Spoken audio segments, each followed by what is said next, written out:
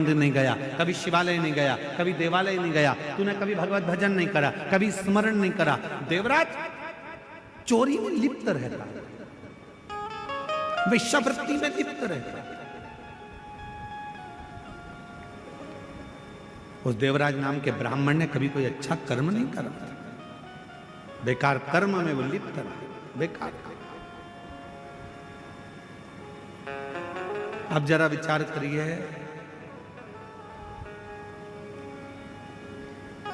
बेकार कर्म में देवराज लिप्त रहा, खूब लिप्त रहा, और उसकी जो माता जी थी, उसकी जो माँ थी, वो भगवान की परम उपासक थी। उनकी जो माँ है वो भगवान की परम उपासक, शिव की साधना, शिव की आराधना, शिव की उपासना वो करते।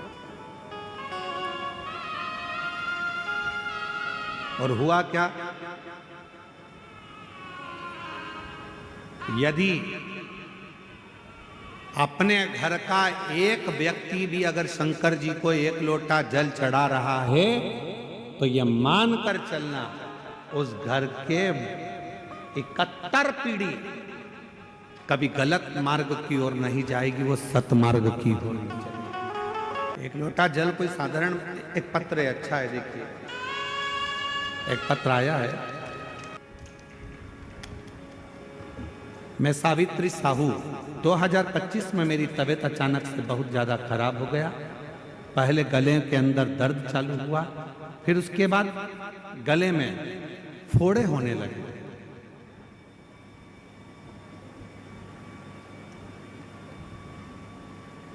दिन पे दिन मेरा तबीयत बिगड़ता गया। तब मैं अस्पताल गई। इलाज के दौरान डॉक्टर ने बताया कि आपके गले में कैंसर हो गया है। मैं बहुत डर गई, फिर भी मैं बाबा भोलेनाथ के मंदिर में एक बहन जी के कहने पर चली गई। 3 महीने से ना तो कुछ खा पा रही थी, ना पानी पी रही थी। दिन पे दिन मेरी तबीयत बिगड़ती गई। फिर मैं अस्पताल गई, डॉक्टर से मिली, फिर कोई सुधार नहीं हुआ।